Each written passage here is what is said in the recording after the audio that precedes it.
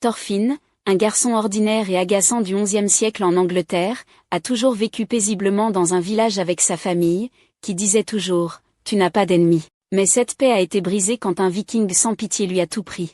En résumé, il est devenu un orphelin solitaire animé par une soif de vengeance et a juré de détruire l'homme qui avait éloigné sa famille de lui. Pourtant, le destin a retourné le couteau, son ennemi ne l'a pas seulement épargné mais l'a accueilli pour son propre divertissement. Maintenant, le voyage de Thorfinn commence. Son haine brûlera-t-elle assez fort pour abattre l'homme qui lui apprend à survivre?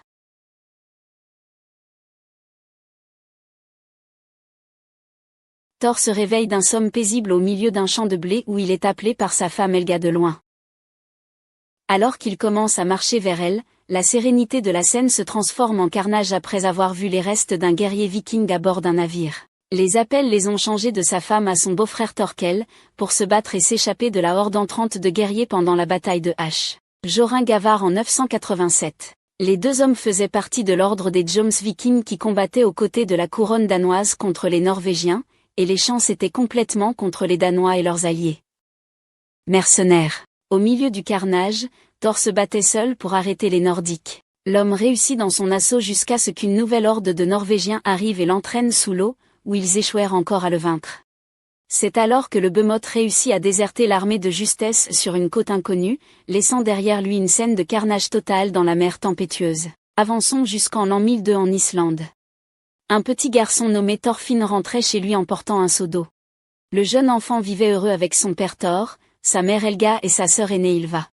Malgré l'environnement difficile où il devait supporter le temps glacial de l'Islande, il devait partager la responsabilité de s'occuper des animaux dans leurs écuries. Ces difficultés, cependant, n'ont jamais affecté la fascination du garçon pour les mers et ce qui se cache au-delà de l'horizon. C'était grâce aux contes et aux histoires épiques du célèbre explorateur Leif Erikson, qui à l'époque avait voyagé jusqu'aux terres ensoleillées, fertiles et sereines de Vinland dans le Canada moderne, faisant ainsi de Leif Erikson le premier à réellement découvrir le continent américain. Intrigués par son histoire, Thorfinn et les enfants du village ont commencé à assaillir Leif de questions sur la nature de la Terre, auxquelles ils ont reçu des réponses encore plus intéressantes. Pour le dire simplement, Leif a même réussi à se lier d'amitié avec certains des habitants là-bas et à rapporter avec lui un couvre-chef en plumes, une pipe et d'autres cadeaux. Le jeune Thorfinn était si excité par ces histoires qu'il voulait accompagner Leif dans ses voyages maintenant au lieu d'attendre de grandir. Ironiquement, tous les enfants n'étaient pas convaincus par l'histoire de Leif, certains croyaient qu'un grand monstre marin appelé Jormungandr semait le chaos à travers la mer occidentale où il n'y a rien au-delà. Ouais, plus plat que ce qui existait même en Scandinavie à l'époque. Pour ajouter à son humiliation, les enfants ont commencé à appeler Leif un grand enfant barbu, ce qui a causé une grande déception au vieil homme et amusé Thor. Une fois que les enfants sont partis, Thor s'est assis avec Leif pour en apprendre davantage sur les nouveaux développements au Groenland, inquiet que l'hiver puisse devenir également insupportable en Islande, au point que personne ne pourrait survivre. Alors que Thor réfléchissait aux histoires de Leif sur Vinland, le jeune Thorfinn écrivait ses rêves d'être un navigateur renommé, menant une expédition vers Vinland, combattant des monstres marins tels que Jormungandr, avant de se réveiller pour trouver sa sœur qui l'étreignait si fort dans son sommeil qu'elle commençait à l'étouffer. Alors qu'il discutait avec Ylva pour aller dormir dans sa chambre, il a remarqué que ses parents étaient encore éveillés, pour être confrontés à une réponse sage de la part de son frère aîné. Ne fais pas attention à eux, s'inquiéter et pour les adultes, cela ne fait que traîner le petit homme vers le bas et l'étreindre encore plus. Le lendemain matin, toute la ville était déjà recouverte de neige, devenant donc devoir de chacun de se débarrasser de toute la neige sur les toits de leur maison. Ylva ne voulait pas passer par tout ce tracas, alors elle a demandé à son père de leur acheter un esclave. Pour mémoire, l'esclavage en tant qu'institution existait dans le monde entier même avant l'âge des découvertes à la fin de l'ère médiévale. Mais je m'égare, frustrée par le refus de son père, elle a d'une manière ou d'une autre glissé du toit. Heureusement, elle n'a pas été blessée, mais elle a remarqué qu'il y avait quelque chose, ou plutôt quelqu'un enfoui sous la neige. Cette personne était un esclave évadé, à la grande surprise de Thor. Pendant ce temps, Thorfinn insiste pour que Leif l'emmène au Vinland. Ce dernier a refusé en raison du danger que représente l'océan. Lorsque le garçon a demandé pourquoi il vivait dans un endroit si cruel, il a appris que leurs ancêtres vivaient dans les terres beaucoup plus chaudes de Norvège. Mais lorsque le roi danois Harald Bluetooth a envahi la Norvège, beaucoup ont fui le pays lorsqu'on leur a donné le choix de le faire ou de devenir ses vassaux. Malheureusement, Thorfinn ne croyait pas cette histoire, traitant Leif de menteur. Alors que cette conversation se déroulait, Thor est entré en courant avec l'esclave dans sa maison pour essayer de sauver sa vie, malgré l'inquiétude d'Ylva concernant le fait qu'il soit un esclave. En fuite. C'est alors que Thorfinn est arrivé pour parler à son père de ce que Leif avait dit. Il était contraint par ce qu'il venait de voir. Étonnamment, l'esclave s'est réveillé, laissant Ylva stupéfaite de découvrir qu'il était sorti de l'arrière de la montagne. Pour aggraver les choses, il venait des terres de Halften. Avant qu'il puisse décider de quoi faire, Thor a appris que Halften était arrivé pour rechercher son esclave en fuite, et qu'il devait se rendre au port avant que la situation ne devienne désagréable. En effet, la situation était sur le point de devenir incontrôlable. Cependant, Halften ne resta pas inactif, surtout si quelqu'un était prêt à enfreindre la loi en sa présence, même si c'était quelqu'un de son côté. Il procéda alors à décrire son esclave fugitif comme un jeune esclave. Avant qu'il ne s'en rende compte, l'esclave fugitif rendait son dernier souffle, entendant de Thor parler des terres sereines de Vinland, où il n'y avait pas de guerre. Juste au moment où l'esclave décidait de prendre un repos éternel, Halften et ses hommes se permirent d'entrer pour le récupérer. Bien qu'Ylva ait essayé de convaincre son père de rendre l'esclave, Thor insista et demanda à Halften de nommer son prix. Après quelques échanges, le marché fut scellé avec Halften obtenant 8 ans de moins que 3 ans en échange d'un esclave qui était aussi bon que mort. Cette nuit-là, Ylva pleura sur ce qui s'était passé. Mais avant que vous ne pensiez que c'était à cause de la fin tragique de ce gars inconnu, c'était à propos de l'accord que son père avait conclu pour acheter un cadavre. Quant à Thorfinn, il a été surpris d'apprendre de son père que ce que Leif lui avait dit était vrai. Cependant, il n'a pas pu en apprendre davantage sur ce dont ils avaient fui et où ils allaient se retrouver ensuite. 13 novembre 1002, Angleterre du Nord. Les habitants danois de la région prenaient leur douche paisiblement. Soudain, ils furent pris par surprise par des soldats anglais qui avaient rasé le village ainsi que tout signe de vie, suivant les ordres de leur roi. Cet événement, qui sera plus tard connu sous le nom de massacre de la Saint-Brice, servira de déclencheur à l'invasion danoise de l'Angleterre. Retour sur l'île éloignée d'Islande, où des enfants jouaient à des jeux de guerre. Thorfinn et un ami nommé Faxi ont été éliminés du jeu sitôt, à leur grand désarroi. Tout comme ils commençaient à se demander à quoi pourrait ressembler la vie après la mort au Valhalla, Leif est entré pour dire aux enfants qu'ils partiraient le lendemain matin pour la Norvège. Après avoir taquiné Thorfinn sur ce qu'il fallait apporter d'ici-bas, Leif est devenu soudainement sérieux, demandant à Thorfinn d'informer son père qu'il y avait des navires de guerre à l'horizon. Quant à Thor, il semblait lutter pour devenir un forgeron. Il dut tout abandonner une fois que le message lui fut transmis. Lorsqu'il arriva au port, il trouva des troupes d'élite des Jomsviking qui le cherchaient spécifiquement, avec leur chef Floki demandant la permission de débarquer. Une fois qu'il l'eut obtenue, il est parti avec Thor chez lui, laissant les habitants de la ville se demander qui était Thor. C'est là qu'il apprit ce qui s'était passé dans le nord de l'Angleterre, où Gunhild, la sœur du roi Sven de Danemark, avait été tuée. Au début, Thor était indifférent à ce qui se passait, refusant de participer à la campagne imminente au printemps suivant. Mais Floki lui rappela que leur leader Sigvaldi voulait toujours qu'il les rejoigne malgré sa désertion il y a 15 ans. Cependant, Thor ne changea pas d'avis. Il lui fallut une menace que le village serait entraîné dans la guerre s'il ne rejoignait pas, ce à quoi il consentit à contre-cœur. D'un autre côté, les jeunes du village étaient remplis d'excitation à l'idée de participer à ce voyage épique appelé guerre. Ils manquent certainement d'expérience au combat, mais pour prouver qu'ils seront capables de participer à une guerre, ils doivent vérifier s'ils sont prêts à éliminer un autre être humain. Mais avant qu'ils ne s'en rendent compte, les mercenaires commencèrent à se retirer de l'île, Floki confirmant qu'il rejoindrait la guerre avec Thor comme leader. Les hommes du village étaient ravis de la nouvelle, surtout les jeunes. Thor cependant partit sans dire un mot. Cela n'a pas échappé à Leif, qui est allé apprendre de l'ancien qu'il avait entraîné le village dans un combat qui ne les concernait pas. De plus, il ne peut pas déserter les Jomsviking cette fois-ci, sinon le village sera rasé car l'ordre ne tolère pas la désertion. Le lendemain, Leif a rejoint la flotte de guerre car il se dirigeait vers la Norvège. Thorfinn jouait à des jeux de guerre avec d'autres enfants du village, bien qu'il n'aimât pas le fait d'avoir perdu, alors il les a battus pour l'avoir raillé. Naturellement, les enfants ont informé Thor de ce qui s'était passé, surtout quand le bras d'un enfant a été cassé à cause de sa brutalité. Se sentant de plus en plus frustré de voir les autres se préparer à aller à la guerre, Thorfinn est rentré chez lui pour se débarrasser de son épée et de son bouclier en bois et obtenir de vraies armes à la place. Il ne lui a pas fallu longtemps pour trouver un poignard tranchant parmi les affaires de son père. Torres l'a attrapé juste à temps pour le récupérer, lui faisant comprendre qu'il n'a pas d'ennemis, donc il n'a pas besoin d'armes. Pourtant, Thorfinn ne le croyait pas, car il se dirigeait pour tuer lui-même l'ennemi. Ailleurs, aux îles Féroé, un certain groupe de mercenaires s'amusait à semer le chaos dans un village désarmé sous le regard des Jomsvikings.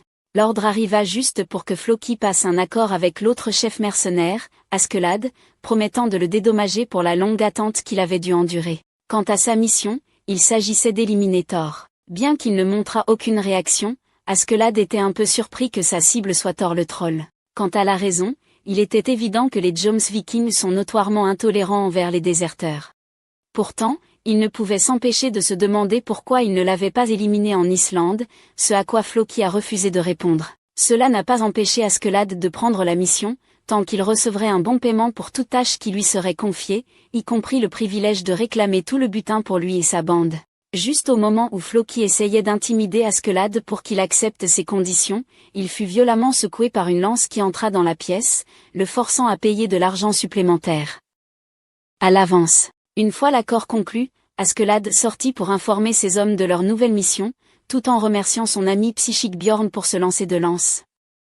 Car Floki cachait quelqu'un derrière un rideau pour abattre Askeladd si besoin, assurant à ce dernier que son homologue était un homme dangereux à ne pas prendre à la légère. Le jour de leur départ, Harry fit ses adieux à la somnolente Ylva avant de partir au combat. Mais juste au moment où il s'apprête à lui proposer de l'épouser à son retour, ses plans sont contrecarrés lorsque sa mère vient lui apporter son déjeuner et lui souhaiter tout le meilleur.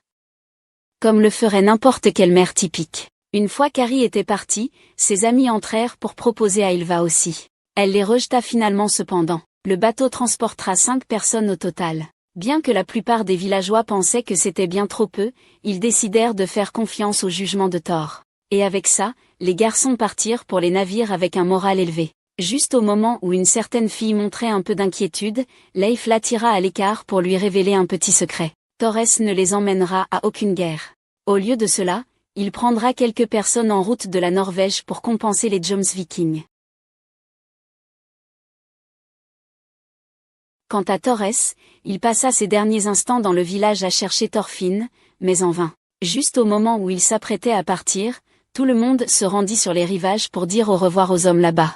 Torres, qui était déçu que son fils ne soit pas là avec sa mère et sa sœur, tout comme les jeunes hommes l'étaient en apprenant que Torres est plus fort que tous ensemble, fut assuré par Helga qu'elle s'occuperait de lui. Et avec ça, la flotte finit par prendre la mer. Pas longtemps après, les garçons se sont rendus compte à quel point la navigation était difficile, mais Thor leur a assuré qu'il n'aurait pas à ramer pendant un moment. Seulement pour être accueilli par une voix familière à l'intérieur d'un tonneau.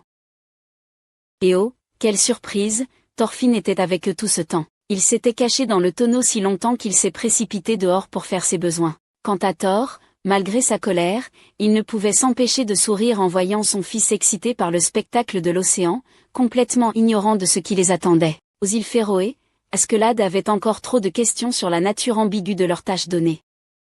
Il était convaincu que Floki cachait quelque chose et qu'il mentait probablement sur l'ordre d'exécution. Cela le laissait sans autre possibilité que Floki en veuille toujours à Thor et veuille le voir pacifié de la vie entière. Morbjorn pensait que cela n'aurait pas d'importance tant qu'il serait payé. Son patron en conclut que Floki avait trop peur de subir des pertes lourdes contre Thor pour pouvoir les expliquer à l'ordre.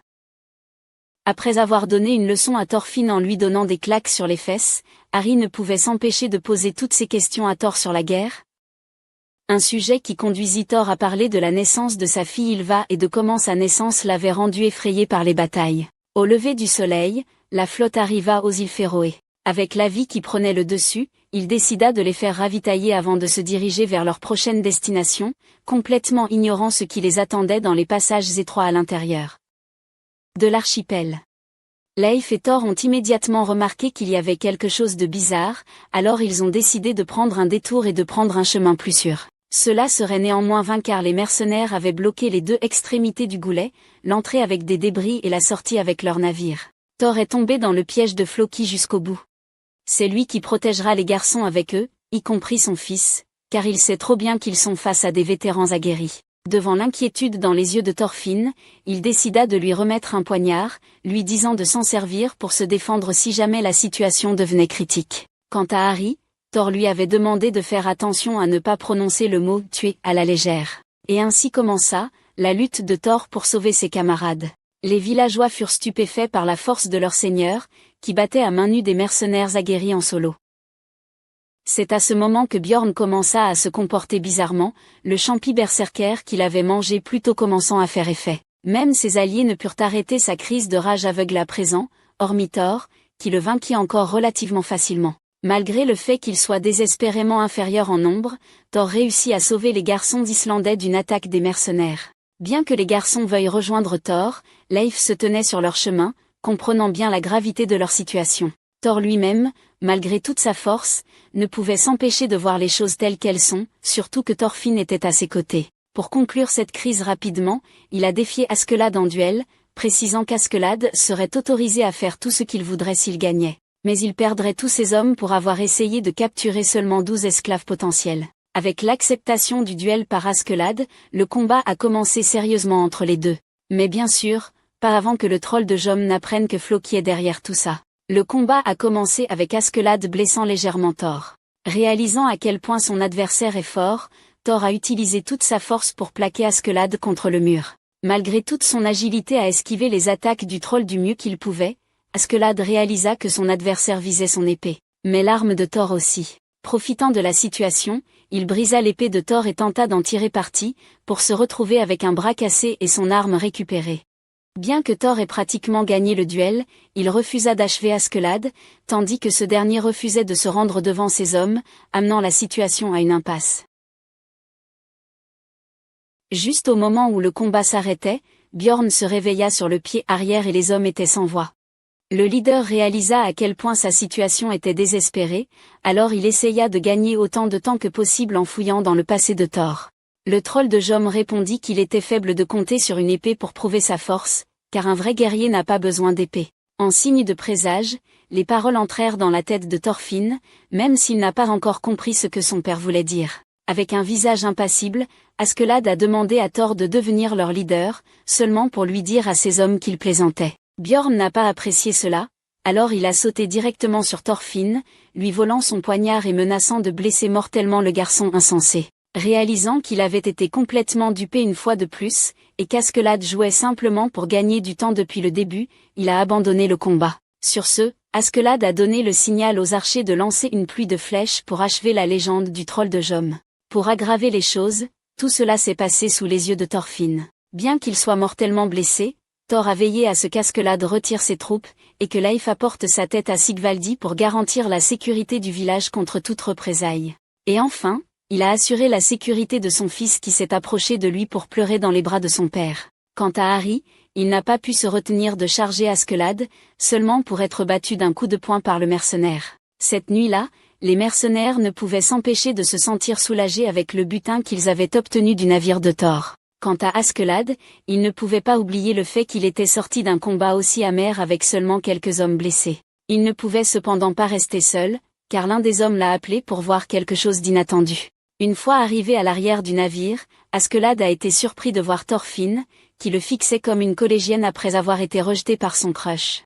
Juste au moment où les hommes ont commencé à se moquer de lui, Thorfinn a commencé à jurer de venger son père dans un accès de rage et de chagrin aveugle.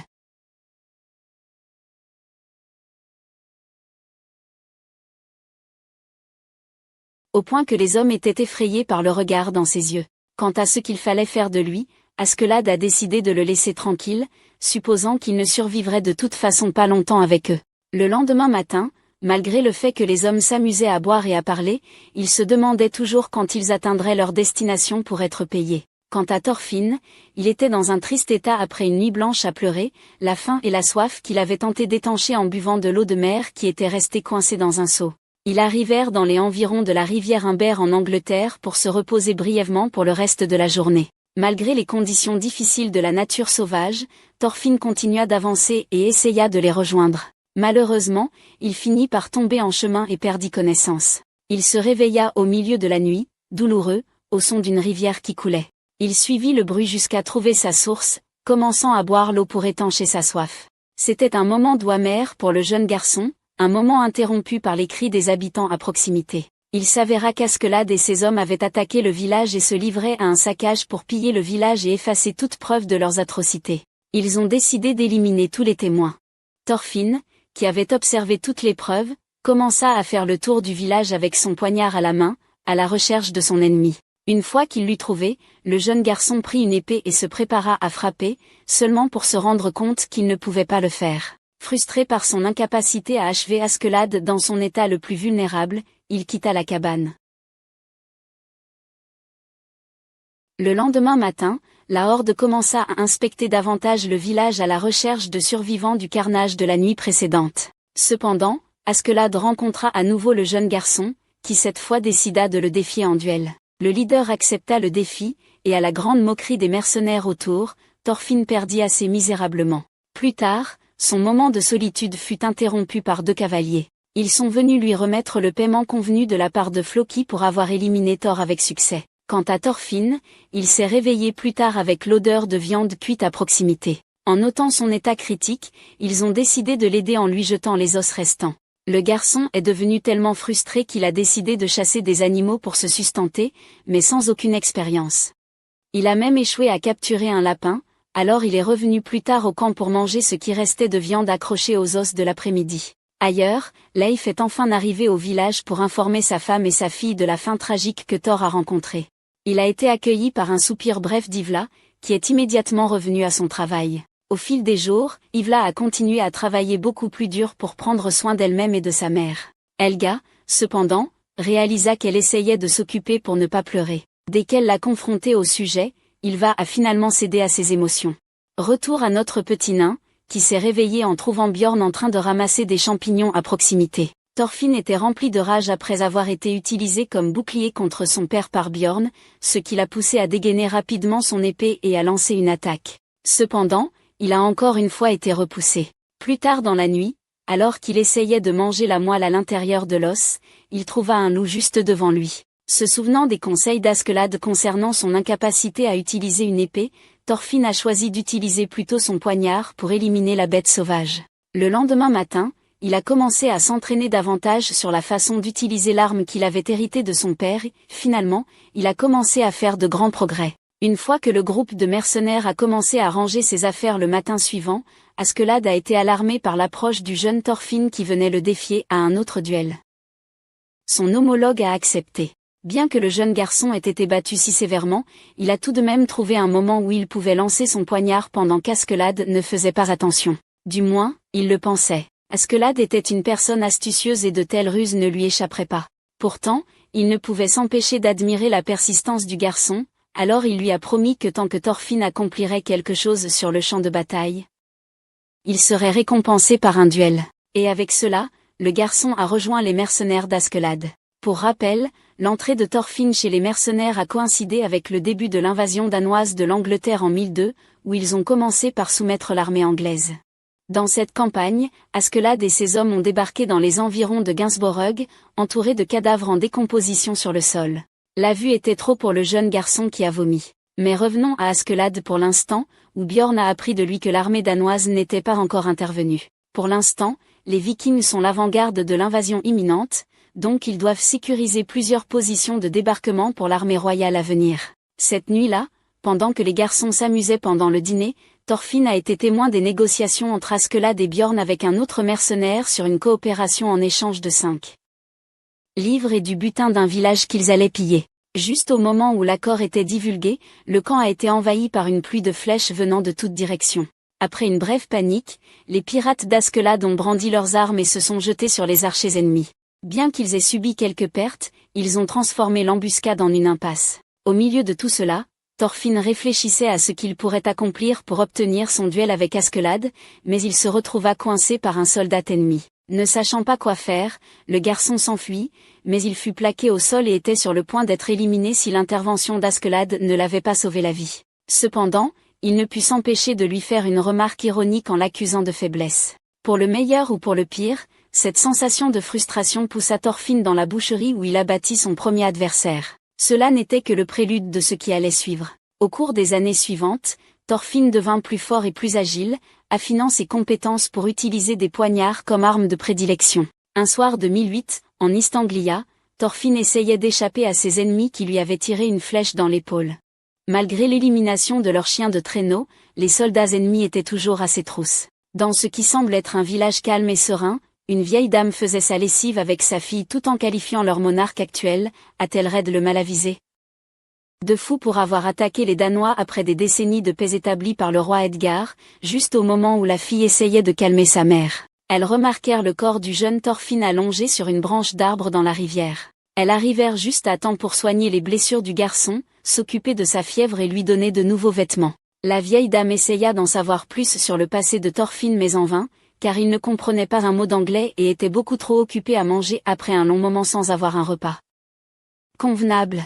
Malgré les inquiétudes de la fille qu'il puisse être danois, la vieille dame mit sa foi en Jésus à la place. Juste au moment où la fille réfléchissait à ce que sa mère lui avait dit, elle découvrit que Thorfinn relâchait des puces sur toute la nourriture, ce qui provoqua sa colère. Pourtant, cela ne changea pas d'avis de la mère sur le fait de s'occuper du garçon, car il lui rappelait un fils qu'elle avait perdu à cause d'une fièvre il y a 2 ans. Alors qu'elle nettoyait ses cheveux de toutes les puces qu'il avait, un chevalier arriva à la recherche de Thorfinn. Mais il n'a pas obtenu la réponse qu'il espérait, car la mère a reconnu qui il était et a choisi de cacher son identité. Cela s'avérera être une erreur fatale, car cette nuit-là, alors que la mère et sa fille discutaient de ce qui s'était passé, Thorfinn est allé au chaudron de cuisine et a pris une torche, établissant le signal que Askeladd attendait.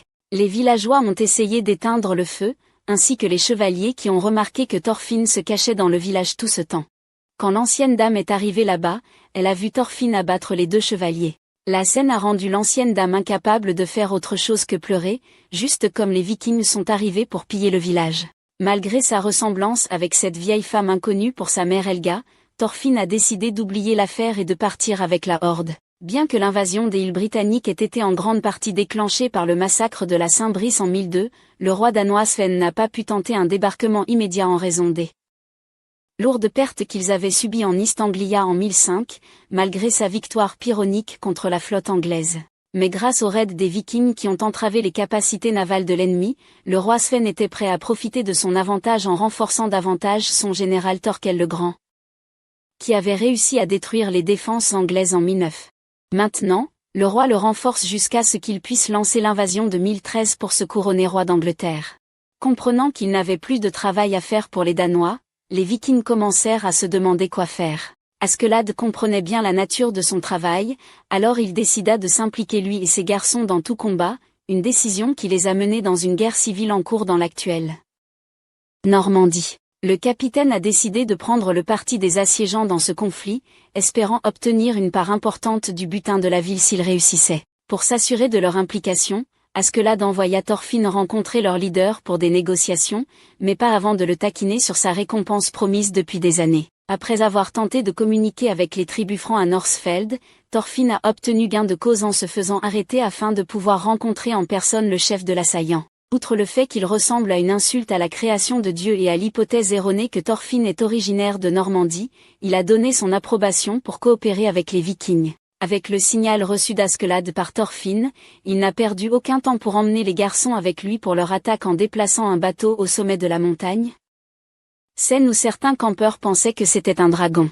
Le lendemain matin, le roi de petite taille reçut des rapports sur le dragon au-dessus du petit déjeuner. Cependant, il était plus préoccupé par la réalisation par les Vikings de leur part du marché, surtout qu'il n'était pas encore arrivé. Askeladd savait que l'assaut sur la forteresse ennemie avait commencé, alors il pressa ses hommes d'avancer avant de perdre le butin. Thorfinn, cependant, observait de loin, essayant de trouver un moyen d'assassiner le commandant ennemi après l'avoir identifié. Il commença soudain à courir à toute vitesse vers la forteresse, mais le seigneur franc supposa qu'il tentait de s'échapper, donc il ordonna à son armée de l'éliminer. En ayant assez de son attitude bruyante et agaçante, les soldats refusèrent de prendre sérieusement cet ordre. C'est à ce moment-là que l'unité d'Askeladd est finalement sortie de la forêt en utilisant 3 grands bateaux. Le capitaine était ravi de l'avancement de l'opération jusqu'à présent, défiant et encourageant ses hommes à se dépêcher davantage, promettant toujours le droit au pillage. Quant à Thorfinn, il a réussi à passer à travers les forces de l'attaquant et à attaquer les murs de la forteresse.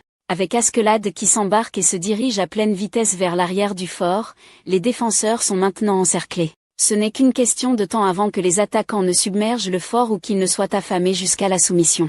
Cependant, leur leader a ordonné de se préparer à une dernière résistance à l'intérieur, sans se rendre compte de la présence de Thorfinn sur le mur. Lorsqu'Askeladd a atteint l'arrière du fort, il a été accueilli par une volée de flèches qui ont transpercé les boucliers de ses soldats à cause de la puissance des arbalètes. L'armée d'Askeladd était en grave danger au début, lorsque soudain les flèches se sont arrêtées. À leur insu, c'était grâce à l'arrivée de Thorfinn qui a pris les archers ennemis par surprise. Ayant posé les yeux sur son gros prix, Thorfinn a massacré la plupart des défenseurs là-bas jusqu'à ce qu'ils réussissent à les traverser et à tuer le commandant ennemi. Ne voulant pas que ses efforts soient vains, Thorfinn a suivi sa proie au lieu de consolider les positions de ses alliés, même s'il avait fait s'effondrer l'intégralité des défenses ennemies à lui.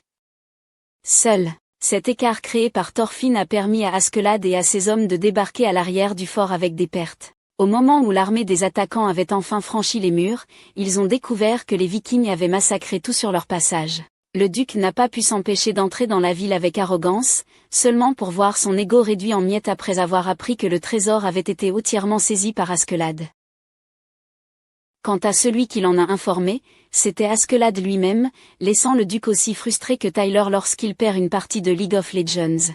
Les surprises de la journée ne s'arrêtaient pas là, car le capitaine était surpris que Thorfinn soit encore en vie, et qu'il ait réussi à amener sa cible avec lui également. Maintenant, Askeladd n'a d'autre choix que de tenir parole et d'accepter le duel, sauf qu'il le fera une fois qu'ils seront à une distance raisonnable du duc franc. Leur échappée a été amusante pour tous les mercenaires présents, sauf pour Thorfinn. À mesure que l'hiver approchait, les Vikings durent se reposer brièvement dans leur village pendant la saison, afin de pouvoir être prêts pour la prochaine saison de campagne. Le village était situé sur la péninsule du Jutland, qui fait partie du Danemark d'aujourd'hui. Askeladd et ses garçons y arrivèrent en novembre 1012, où il fut accueilli par la plupart des villageois. Ils ne purent s'empêcher de profiter de la quantité de trésors qu'on leur apporta. Cependant, leur plaisir fut gâché par un certain garçon blond qui lança un regard intimidant à l'un des villageois.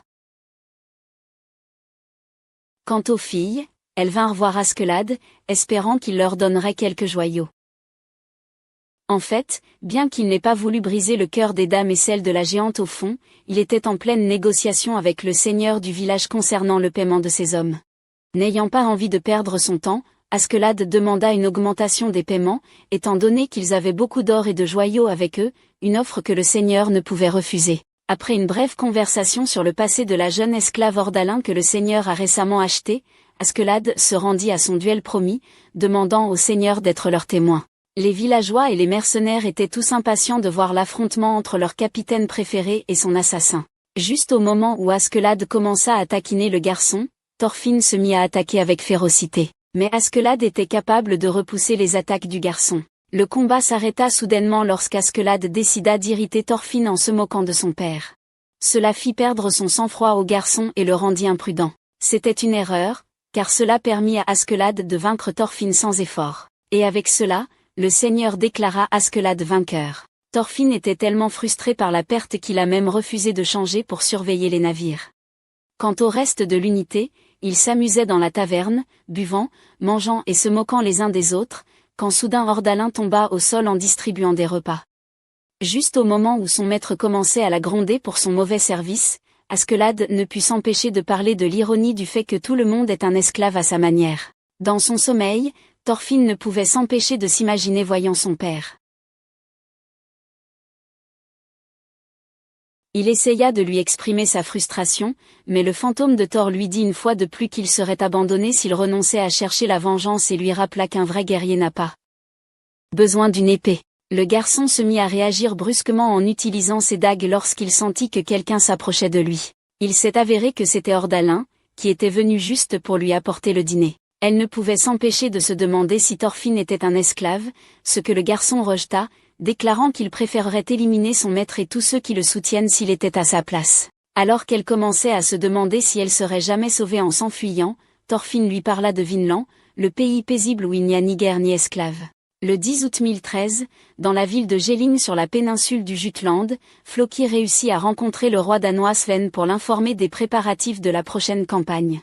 Le roi apprit que son fils Sina l'accompagnerait également à la guerre, malgré l'opposition de son tuteur Ragnar. Le lendemain matin, la flotte du roi prit la mer pour l'Angleterre, pillant et capturant 5 grandes villes majeures sur leur route vers le sud à une vitesse alarmante.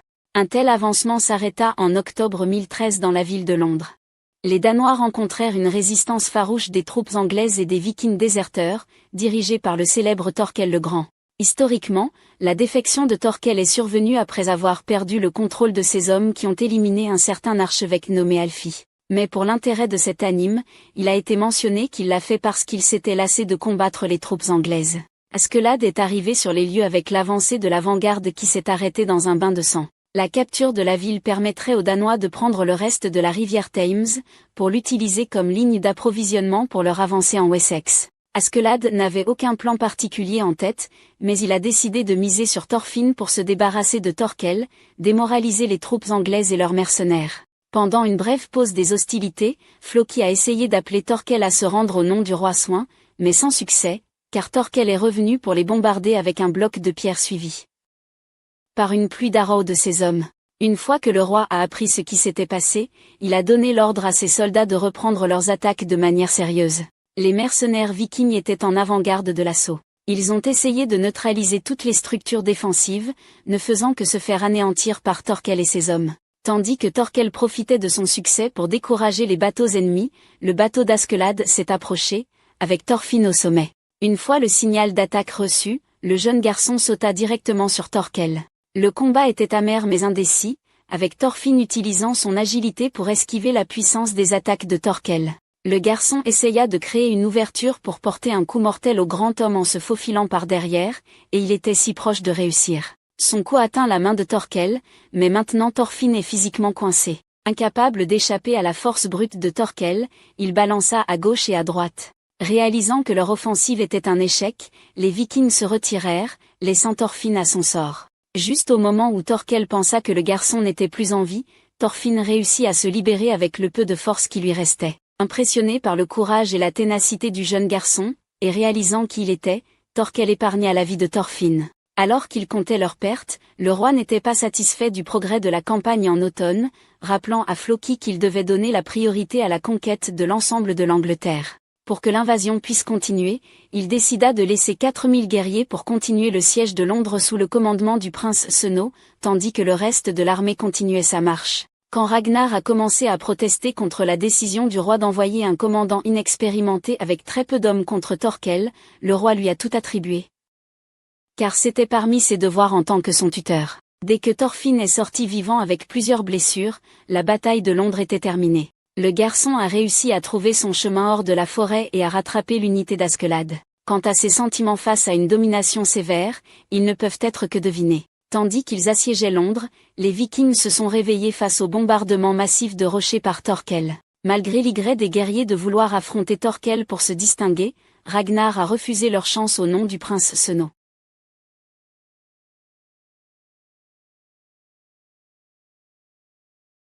Quant au prince, il priait Jésus pendant que ses soldats perdaient le respect pour lui à cause de sa lâcheté. Il s'est avéré que le roi Soin avait raison d'accuser Ragnar de ne pas bien remplir ses devoirs, car c'est lui qui l'a transformé en un mollasson. Une fois qu'il a appris que le prince du Danemark était sur le champ de bataille, Thorkel a enfin commencé à avoir des idées sur la bataille. À la périphérie de Bath, en novembre 1013, les garçons d'Askeladd avaient fini de piller un village entier, discutant de la direction que devait prendre leur action depuis l'arrivée de l'hiver et le retrait de l'armée du Nord. Avec le roi d'Angleterre, Athelred le Malavisé, déjà enfui en Normandie, la guerre est pratiquement gagnée par les Danois, malgré le fait qu'ils doivent éliminer toutes les poches de résistance, comme l'armée de Thorkel à Londres. Cette nuit-là, Thorfinn se remémorait Vinland, alors qu'il regardait l'horizon en se souvenant de la façon dont sa vie était avec son père à ses côtés. Il fut juste interrompu par Askeladd, qui était assis là depuis un moment déjà. Askeladd ne pouvait s'empêcher de partager son avis avec Thorfinn, en lui disant que le temps est de son côté, tout comme c'était le cas pour les Saxons il y a 500 ans lorsqu'ils ont chassé les Romains de Britannia, et tout comme les Danois sont maintenant en train de défaire les Saxons, et donc Thorfinn finira par éliminer Askeladd. Au lever du soleil, un messager allié est arrivé, informant Askeladd que l'armée du prince Sénut était beaucoup plus au nord maintenant et que l'unité d'Askeladd avait été coupée de celle-ci à cause de leur pillage. Maintenant, Thorkel était à la poursuite de l'armée principale du prince, il n'avait donc d'autre choix que de commencer à se déplacer immédiatement, sinon il rencontrerait le même sort qu'eux. Les 4000 soldats qui assiégeaient Londres. Comprenant la gravité de la situation, Askeladd accepta de se regrouper avec l'armée du prince et de l'aider à s'échapper, après avoir éliminé soudainement le messager. Avec tout le monde en émoi, ils partirent en mission. En fait, le prince, Ragnar et le prêtre ivre étaient déjà aux mains de Thorkel. L'homme massif était initialement contre la prise d'otage, mais il l'a fait contre sa propre volonté, alors que le roi Soin continuait d'ignorer Thorkel. Une telle histoire était un divertissement pour les hommes de Thorkel et un outrage pour Ragnar, qui ne pouvait pas supporter que les Vikings ne respectent pas le christianisme. Au milieu de leurs arguments religieux monothéistes et polythéistes, le prêtre a soudainement craqué en disant qu'il pouvait voir Dieu. Figurativement, les hommes amusés par lui ont apporté une forte dose d'alcool pour le remettre en forme. Il trouvait plus amusant que sa divinité préférée était celle qui fabriquait de l'alcool. Malheureusement, les bons moments ne durent pas éternellement, car Thorkel et ses hommes devinrent soudainement sévères. Le grand homme tenait une lance et la lança de toutes ses forces vers l'endroit où se cachait un malheureux soldat danois. Avec la révélation de l'embuscade, Thorkel et ses hommes prirent leur position pour repousser l'ennemi. Étonnamment, il leur donna Sina et ses hommes de main, même s'il était trop excité pour ne pas combattre les soldats danois. Ne voulant pas être considérés comme des lâches, le détachement danois chargea dans une mêlée acharnée contre Thorkel. C'était un massacre unilatéral, où les soldats danois se tenaient aussi impuissants que les Romains dans la forêt de Teutobourg près d'un millénaire auparavant. Cependant, avant qu'ils ne s'en rendent compte, le groupe de mercenaires était encerclé par le feu de tous côtés. Au moment où Thorkel comprit qu'il y avait une troisième partie impliquée dans cette embuscade, ses hommes commencèrent à lui demander de se retirer. Askeladd, qui était l'instigateur de l'incendie criminel, lança Thorfinn pour capturer le prince au milieu du chaos. Entouré de fumée, le prince et ses hommes étaient sur le point d'être touchés par des tirs amis. Ils se sont néanmoins laissés tromper par les hommes de Thorkel pour révéler leur position. Juste au moment où le prince et ses retenés étaient au bord du désastre, Thorfinn arriva sur son cheval en feu pour sauver la situation, au grand désespoir de Ragnar. Cependant, à la grande déception de Thorfinn, Thorkel arriva sur les lieux, extasié par tous les combats auxquels il participait. Au lieu de se battre avec Thorfinn, il a confirmé l'identité du garçon. Avec le feu se propageant rapidement à travers la forêt, Thorkel quitta les lieux avec ses hommes, tandis que Thorfinn faisait de son mieux pour sauver le prince et son intendant chauve. Lorsque Thorfinn et sa cible arrivèrent en sécurité, les hommes d'Askeladd étaient soulagés après avoir repoussé les attaques ennemies maintes et maintes fois. Quant à Askeladd, il accepta la demande de Ragnar en échange de regarder le visage du prince, ce qui surprit tout le monde par son apparence féminine. Askeladd et ses hommes atteignirent la terre de la banque lointaine le lendemain matin, après avoir été moqué par un vieil homme louant son bateau. Askeladd demanda d'envoyer une lettre à un village voisin de l'autre rive. Afin de rassurer quiconque recevra cette lettre, il lui demanda de dire qu'elle venait du fils de Lydia. Pendant qu'ils attendaient, prudent face aux ennemis approchants, Ragnar fit irruption en demandant où se trouvait Askeladd. Il espérait savoir quel devrait être son prochain mouvement, seulement pour apprendre qu'il continuerait à avancer jusqu'à l'arrivée des renforts qu'il avait demandés. En novembre 1013, l'unité continuait de se déplacer sur la rive est de la rivière Severn. Ils étaient profondément en territoire ennemi, et ils étaient à 2 semaines du fort allié le plus proche à Leicester. Les hommes commençaient à se sentir fatigués et démoralisés à cause de la longue marche. Cette nuit-là, alors que les hommes se reposaient après une longue marche, Bjorn ne pouvait s'empêcher de partager l'inquiétude des hommes concernant sa décision soudaine de servir comme garde du corps. Avant qu'il puisse obtenir des réponses d'Askeladd, ce dernier réveilla les hommes au milieu de la nuit pour continuer leur marche forcée. Malgré l'épuisement causé par les différents climats, les hommes avancèrent jusqu'à ce qu'ils arrivent à l'endroit où leur renfort était censé se trouver. Ils furent surpris de les voir seulement au nombre de 2 au départ, pensant que c'était le brouillard qui perturbait leur vision. C'est alors qu'Askeladd s'avança vers eux, confirmant à ses hommes que des renforts étaient effectivement présents. Au moment où la brume s'est dissipée, Thorkel a appris qu'Askeladd et ses hommes avaient traversé la rivière Severn en utilisant des trirèmes, même si ses hommes ne savaient pas ce que c'était. Il s'est avéré qu'Askeladd avait traversé vers la région montagneuse du pays de Galles. Une fois arrivé dans le royaume oriental de Morganwg, Ragnar a remercié Askeladd pour son aide. Bien qu'il fût toujours inquiet pour la sécurité de Sénut, car les Gallois ressentaient de la rancœur envers les tribus nordiques migrantes depuis des siècles, Askeladd lui assura que le pays de Galles était son allié, et pour le rassurer davantage, il assigna Thorfinn comme garde du corps de Sénut. Avec la promesse qu'il aurait son duel à Gainsborough, et le général gallois Gratianus servant de guide, l'armée nouvellement renforcée a commencé son voyage. En fait, le fief aidait le prince nordique à s'échapper afin de signer un pacte de non-agression avec lui, une fois qu'il serait roi d'Angleterre. Sénut, avec sa personnalité timide, a demandé à Ragnar de parler en son nom, mais le général a insisté pour que le prince réponde lui-même, à la grande indignation de Ragnar. En chemin, les hommes ne pouvaient s'empêcher de fantasmer sur les récompenses qu'ils recevraient du roi pour l'avoir mis en sécurité. Quant à Askeladd, il parlait à Gracianus de la légende du roi Arthur, quand soudain il fut informé par Bjorn qu'ils étaient sur le point d'être attaqués en embuscade. Leur route était bloquée par ce qui semblait être des messagers d'un autre fief gallois, mais Askeladd et ses hommes aguerris n'étaient pas des imbéciles, car ils allaient être attaqués. Thorkel frémissait d'excitation à l'idée des batailles qui l'attendaient. Le roi Soin rassembla les hommes vikings pour leur prochaine mission, et un certain marchand dont nous n'avions pas entendu parler depuis des années naviguait toujours pour retrouver Thorfinn et le ramener chez lui. Ce marchand était Leif Erikson. Lors de cette embuscade, l'un des hommes se souvint avoir porté sa mère sur son dos hors d'un petit bateau, suppliant le jeune Gracianus de laisser sa mère voir sa patrie une dernière fois. Ce jeune homme n'était autre qu'Askeladd. Alors qu'Askeladd luttait pour sortir de l'embuscade, Floki partageait les progrès de la campagne avec le roi. L'armée danoise a réussi à soumettre l'ensemble du Wessex après avoir brisé toute résistance là-bas pour de bon. Ils n'ont cependant pas réussi à capturer Londres, perdant de vue Sénut dans la forêt de Marlborough. Retour à l'embuscade, Askeladd et Gracianus ont essayé autant qu'ils le pouvaient de se sortir de cette situation par la parole. En fait, les embusqués n'avaient aucune intention d'éliminer les compagnons du prince danois. Ils les ont bien embusqués dans le but d'intimider les Vikings. Réfléchissant rapidement, Askeladd a amené Sénut à découvert pour le menacer. Peu savait-il que Sénut n'avait aucune charisme, alors il a fait ce qu'il sait faire de mieux et s'est caché derrière Ragnar. Askeladd commençait à être agacé par ce dernier pour avoir ruiné l'avenir de Sénut en étant beaucoup trop protecteur envers lui. Tout comme la plupart des monarques depuis l'Antiquité et les âges médiévaux, il était naturel que les membres de la famille se disputent violemment pour le trône. Sénut n'était pas une exception, donc Ragnar pensait qu'en étant toujours là pour lui, il pourrait compenser son enfance difficile, même si cela signifiait le rendre un fardeau pour ceux qui l'entouraient. Bien qu'Askeladd ne puisse pas avaler une telle excuse pour permettre à Sénut d'échapper à ses responsabilités, il n'avait d'autre choix que de partager son plan avec la tribu galloise hostile. Alors qu'il laissait ses hommes, Thorfinn ne put s'empêcher de regarder Sénut de haut. Privément, le chef de la tribu galloise Aesir admit qu'il n'avait aucun problème à laisser les Danois traverser le pays de Galles sans perdre la face devant ses hommes. En apprenant cela, Askeladd fut soulagé et les négociations se déroulèrent sans encombre. Askeladd se révéla être à moitié danois, à moitié gallois, car son père Olaf avait conquis la côte du pays de Galles précédemment, tandis que sa mère Lydia venait de la lignée des grands dirigeants des Celtes romains, mais Olaf l'avait prise comme concubine.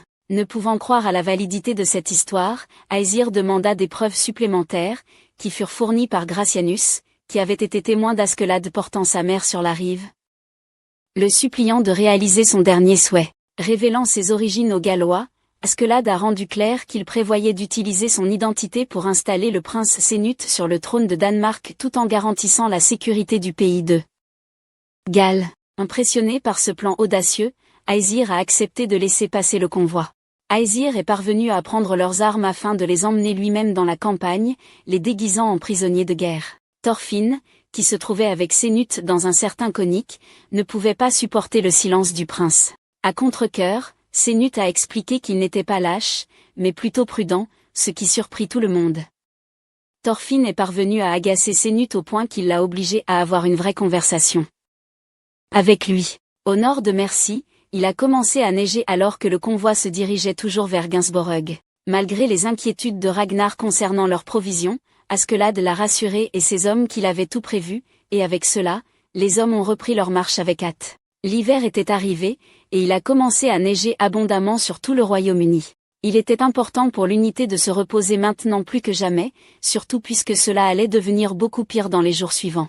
Pendant ce temps, deux frères de l'unité continuent de faire preuve de leur lien fraternel devant le prêtre ivre, discutant de ce qu'est l'amour et se remémorant leurs souvenirs de leur combat avec Thor, où le prêtre était fasciné par la revendication du troll de Jom selon laquelle un vrai guerrier n'a pas besoin d'une épée. La nuit suivante, les hommes se retrouvèrent coincés dans une tempête de neige. Ragnar, étant Ragnar, se plaignit de la décision d'Askeladd de changer leur itinéraire quelques jours auparavant, le persuadant de camper là où ils étaient pour la nuit jusqu'à ce que la tempête se termine. Askeladd refusa, car ces hommes avaient traversé des conditions bien pires que cela, et que s'ils campaient à ciel ouvert ainsi, ils pourraient même ne pas survivre à la tempête. Il opta donc pour continuer la marche forcée jusqu'à ce qu'ils atteignent le premier village qu'ils rencontreraient. Pendant que ces événements se déroulaient, une grande famille de 10 personnes priait pour le dîner. Ils poursuivirent leur conversation sereine sur la façon dont Dieu teste leur détermination et tout ça. Leur fille aînée, An, eut si peur qu'elle s'éclipsa pour un appel de la nature, mais en réalité, elle avait peur d'elle-même, d'aller en enfer pour avoir volé une belle bague.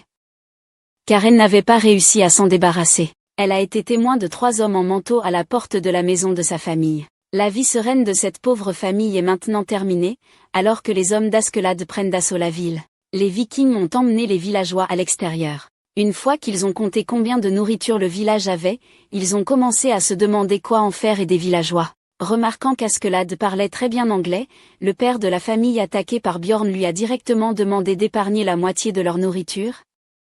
Ce à quoi Askelad leur a assuré qu'ils n'avaient pas à s'inquiéter pour l'hiver et que le reste était explicite.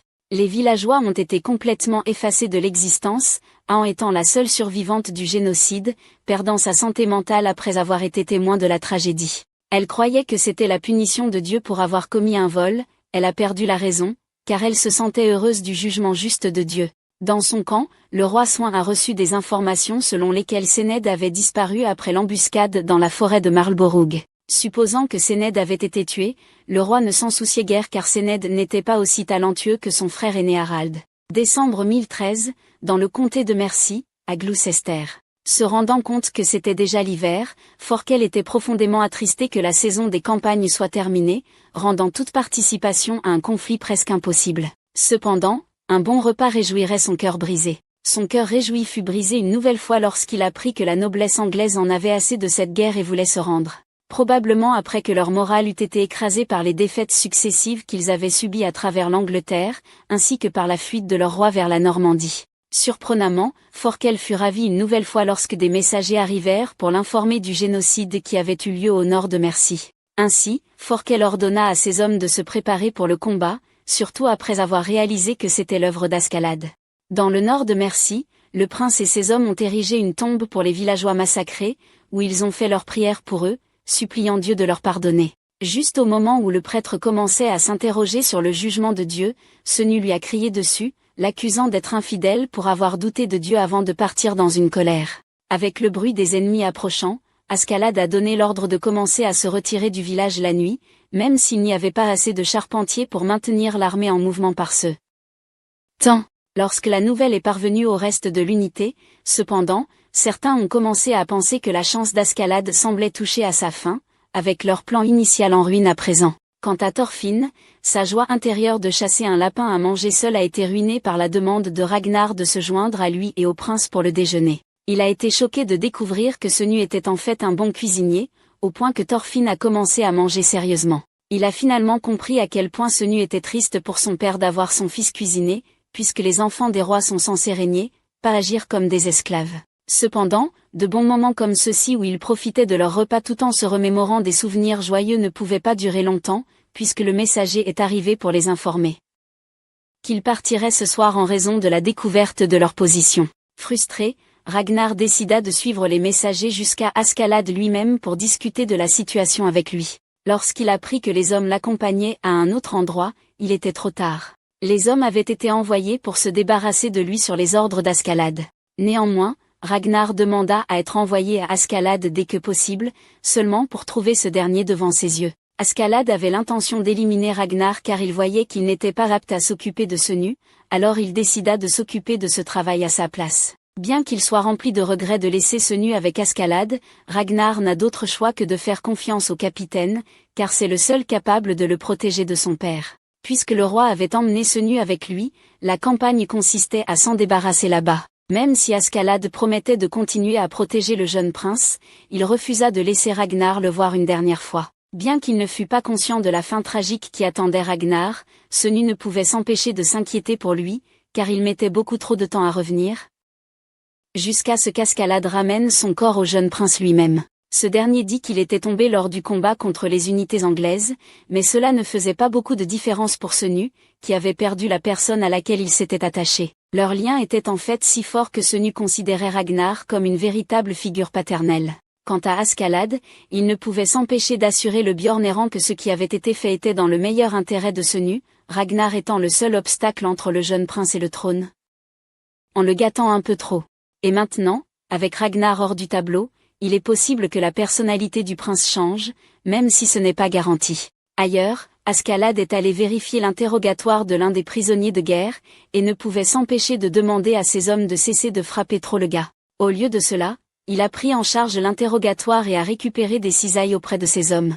Réalisant que le prisonnier n'était pas disposé à coopérer, Askeladd a commencé à torturer ce dernier si cruellement qu'il a commencé à insulter les Vikings et à leur demander de quitter leur terre. Askeladd trouva cette affirmation risible, car les Saxons ne sont rien d'autre que des intrus dans les îles britanniques de toute façon. Historiquement, la population native de ce qui était autrefois connu sous le nom de Britannia et Calédonie, qui correspond à l'Angleterre et au pays de Galles moderne pour la première et à l'Écosse moderne pour la seconde.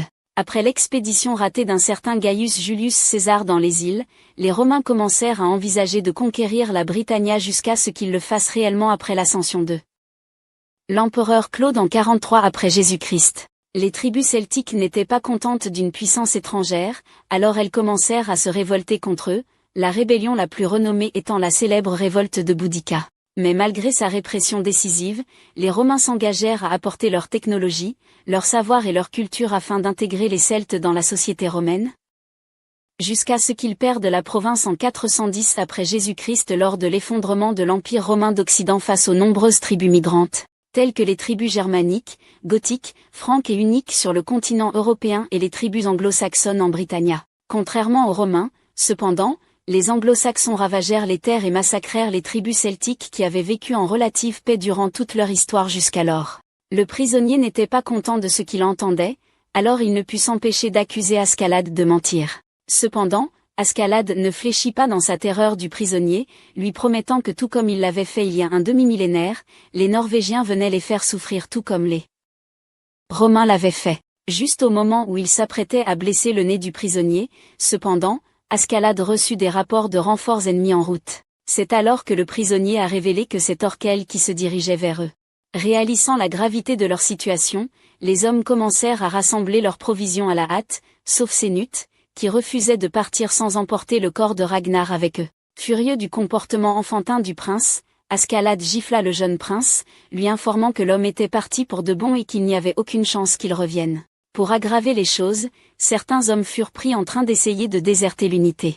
Mais au lieu de les punir, Askeladd utilisa son charisme pour motiver les hommes à marcher, même s'il y avait des gens qui l'avaient vraiment quitté pour Thorkel. Malheureusement pour eux, cependant, Thorkel se débarrassa de ses déserteurs, tout comme un certain seigneur de guerre mongol le ferait au début du XIIIe siècle. Janvier 1014. Une fois qu'Askeladd et ce qu'il reste de ses hommes ont traversé la rivière Severn supérieure, le capitaine a donné l'ordre de démonter le pont pour entraver la poursuite de Thorkel. Alors que les hommes s'en occupaient, Askeladd a secrètement appelé Bjorn et Thorfinn pour escorter le prince dans une voiture séparée et rester en attente, car il y a des traîtres au sein de l'unité. Prêts à livrer le prince à Thorkel. Avec le pont détruit, les hommes s'apprêtaient à reprendre leur marche, jusqu'à ce que soudainement l'armée de Thorkel apparaisse à l'horizon. Désireux de bataille comme toujours, Thorkel a lancé sa lance de toutes ses forces contre les hommes de l'autre rive de la rivière, éliminant 4 personnes d'un coup.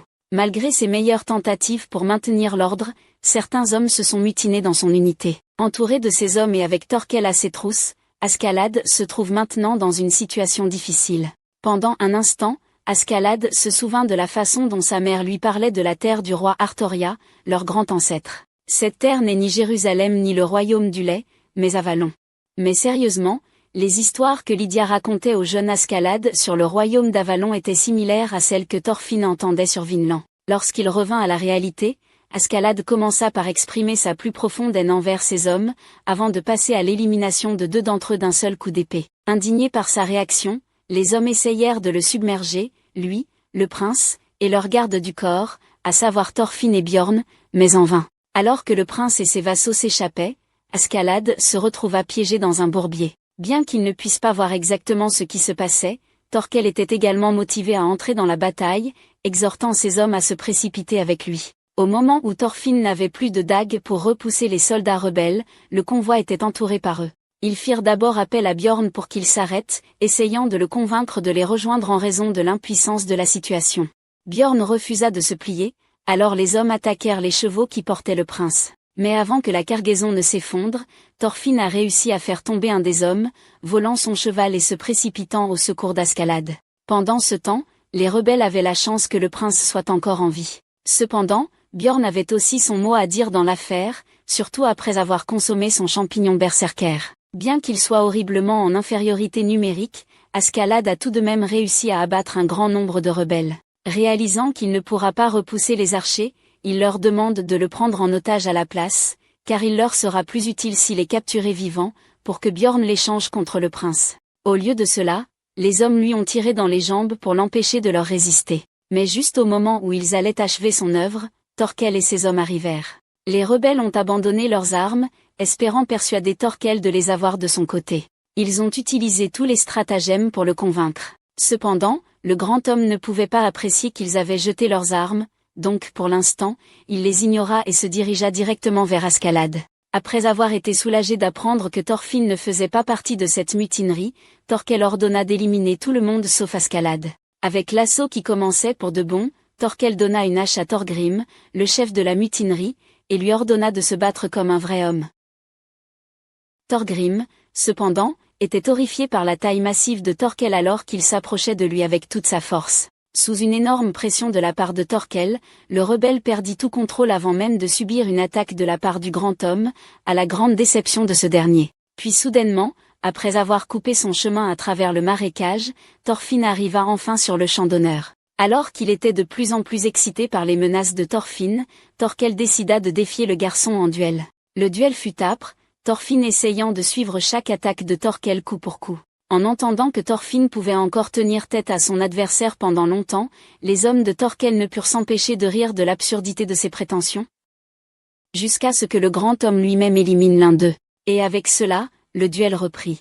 Ailleurs, Bjorn essayait également de suivre au mieux les rebelles, tandis que le prince était trop effrayé pour ouvrir les yeux. Dans son rêve, Ragnar vint lui dire au revoir. Frustré par l'épreuve qu'il devait endurer, Senna ne put s'empêcher d'exprimer combien il serait meilleur si Ragnar était son vrai père. Cependant, le destin avait autre chose à dire là-dessus, et alors qu'il s'estompa, Ragnar encouragea Senna à se durcir et à commencer son nouveau voyage.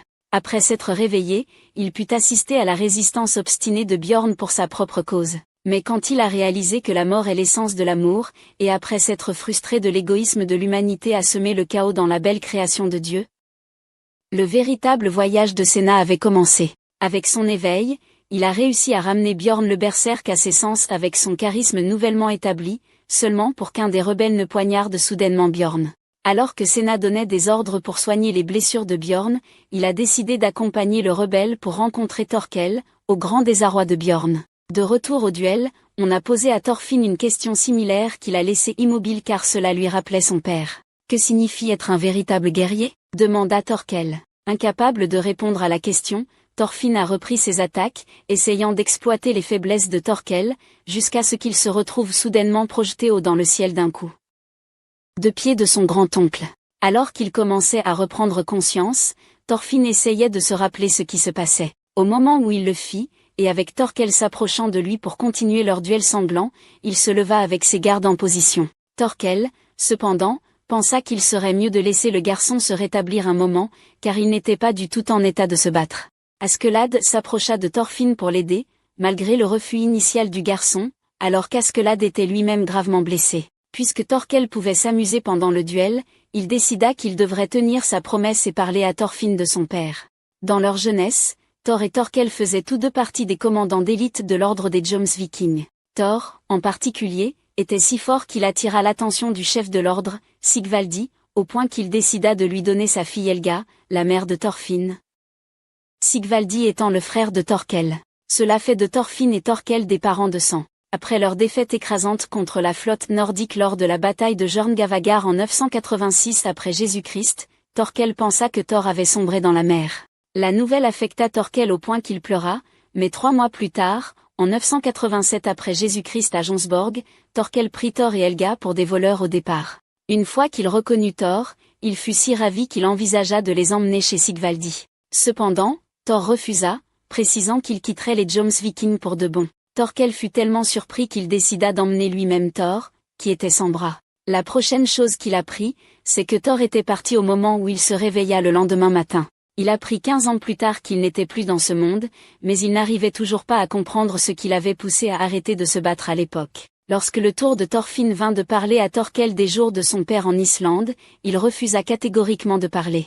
Au sens figuré, il s'emporta lorsqu'on l'accusa de n'avoir rien appris de son père sur ce que signifie être un vrai guerrier. La présence d'Askeladd était une bénédiction déguisée pour le jeune homme, car il élaborait un plan pour vaincre Thorkel basé sur une expérience réelle en combattant à ses côtés auparavant. Thorkel commença à attaquer le garçon à une main avec toute sa force, ce à quoi Thorfinn essayait de se tenir, faisant partie du plan d'Askeladd. Alors que Thorkel pensait que le duel était terminé et s'approchait de Thorfinn pour lui porter le coup fatal, Askeladd réfléchit la lumière du soleil dans les yeux du grand homme avec son épée. Cela donna à Thorfinn l'opportunité dont il avait tant besoin, et il ne manqua pas de l'exploiter de manière spectaculaire, faisant tomber Thorkel. Dans un accès de rage, Thorfinn sauta sur son grand-oncle comme un forcené, éborgnant Thorkel à l'œil gauche. Furieux de voir leur chef tomber, les hommes de Thorkel sautèrent sur Thorfinn, le plaquant immédiatement au sol. Furieux contre le comportement de ces hommes, Thorkel allait se débarrasser de lui jusqu'à ce que Knut apparaisse soudainement, ordonnant aux hommes de cesser le combat. Initialement, Thorkel refusa car il voulait toujours continuer son duel. Sénut a fait comprendre qu'il ne s'agissait plus d'un duel lorsque ces hommes sans fierté l'ont laissé en ruine. Sentant qu'on lui avait volé sa victoire, Thorkel a accepté en admettant sa défaite. Quant à Atle, il était horrifié en voyant que l'ensemble de l'unité avait été anéanti. Il a été soulagé en voyant son frère Thorgrim à genoux un moment, avant de découvrir qu'il avait perdu la mémoire suite à ce qu'il avait enduré. Heureusement, Thorfinn a réussi à remporter le duel. Askeladd, cependant, refusait de quitter les lieux car il voulait voir ce que le prince allait faire. Parlant de cela, Sénut a clairement fait comprendre qu'il était totalement inutile comme moyen de négociation, car son père ne s'est jamais vraiment soucié de lui au début. Alors qu'il expliquait son dilemme, Thorkel semblait commencer à saisir la précarité de la situation de Sénut. Comme l'ancien avait appris que le prince se dirigeait vers Gainsborough pour affronter son combat avec son père, Thorkel décida de tester la détermination de Knut en essayant de lui frapper le visage. À la grande surprise de tous, le prince ne cligna même pas des yeux face au danger, gagnant ainsi le respect du grand gaillard. Ainsi, Thorkel décida de rejoindre le prince Knut dans son voyage vers Gainsborough, ce qui amusa beaucoup Askeladd. Askeladd réalisa qu'il misait sur un cheval gagnant et admit donc qu'il était celui qui avait éliminé Ragnar. Cependant, il était prêt à aider le prince à atteindre son objectif jusqu'au bout si sa vie lui était épargnée, ce à quoi le prince lui permit de vivre. Janvier 1014 après Jésus-Christ, aux abords de Gainsborough, Floki fut outré par les rapports qu'il avait reçus concernant la présence de Thorkel avec le prince, restant sans voix lorsque Thorkel le salua si familièrement avec le prince menant l'armée. Ce qui le choqua encore plus était la présence de Knut lorsqu'il demanda le but de porter des lances pour accueillir un membre de la famille royale. Pour sauver les apparences, Floki prétendit avoir amené les Vikings de Jom sur la base de faux rapports d'ennemis approchant, une réponse que Knut n'accepta pas, laissant Floki perplexe quant à la conduite à tenir ensuite. Au siège de l'armée danoise, Sénut a décidé qu'il serait préférable de gagner des alliés là-bas avant de prendre des mesures contre le roi. Il a donc ordonné à Thorkel de rassembler autant de chefs de clan dans l'armée pour les amener à rejoindre la cause de Sénut. Quant à Askeladd, Sénut lui a confié la tâche de l'accompagner pour rencontrer le roi afin de savoir ce qu'Askeladd pensait de sa majesté. Le premier pensait qu'il serait préférable d'éliminer le roi tant qu'ils étaient encore en Angleterre. Leur seul problème serait de trouver quelqu'un prêt à prendre la responsabilité du complot d'assassinat. Quant à Thorfinn, Sénut a décidé de lui confier les fonctions de garde, malgré le refus de ce dernier. Après avoir fait ses prières et pris un vœu de créer l'utopie que l'humanité désirait tant, ils se sont dirigés ce soir-là pour rencontrer le roi Soin en personne. Dès le départ, Thorfinn a remarqué que la salle grouillait d'assassins cachés. Ainsi, Sénut les a ordonnés de ne pas sortir leurs armes, quoi qu'il arrive. Et avec cela, ils sont entrés dans la salle, se rapprochant beaucoup plus du roi. Avant qu'ils ne puissent être à portée de frappe, le roi a ordonné au trio de s'arrêter là où ils étaient et de s'accroupir. Sénut et Thorfinn ont obéi, mais Askeladd est resté immobile un moment pour jeter un regard beaucoup plus approfondi sur la silhouette fatiguée du roi danois avant de suivre l'ordre. Après avoir appris la mort de Ragnar en Mercie, le roi a ordonné à Sénut de se lever et de s'approcher. Il était surpris par la façon dont il avait changé en si peu de temps, au point qu'il lui ressemblait dans sa jeunesse. Swinforkbeard a pris le trône à son prédécesseur Harald Bluetooth à la fin de l'année 986 après JC en organisant une révolte. Il s'est avéré être un commandant militaire compétent et un diplomate avisé, surtout après avoir pris le contrôle de la Norvège à la fin de l'an 999 ou 1000 après JC. Et à l'âge de 50 ans, en décembre 1013, il est devenu roi d'Angleterre également, rendant ainsi le règne de soin redoutable. Knut est conscient de la puissance de son père, et par une démonstration de force, il prouve que la couronne qu'il porte a sa propre volonté et autorité. Alors qu'il déclarait que la couronne ne voulait pas de Knut, il donna le signal aux assassins de sortir de leur cachette. Tandis que le roi offrait à Knut la possibilité de passer ses jours en exil dans un monastère, Askeladd est intervenu pour dire que c'était Knut qui avait fait revenir Thorkel se battre aux côtés des Danois, ce qui était un exploit distingué. Quand le roi a demandé à Askeladd son vrai nom, celui-ci a refusé. Mais quand le roi a supposé que son homologue était un bâtard, Askeladd est devenu apoplectique, au point que même Thorfinn en a été intimidé. Avant qu'il puisse dire quoi que ce soit, le roi a épargné son fils et ses compagnons, les invitant à un banquet qu'il organisera demain à York avant de quitter le palais. Heureusement pour le prince, bien que le roi veuille que son fils parte définitivement, cela ne serait pas dans son meilleur intérêt si cela devait se produire ici et maintenant. Ainsi, le prince était convaincu que sa provocation au roi n'avait que peu ou pas de conséquences, tandis que le roi, en sortant du palais, était conscient de la ruse d'Askeladd. Cette nuit-là, Thorkel, assez bon pour porter un jeune enfant sur ses épaules, et ses hommes ont organisé une fête en l'honneur du prince.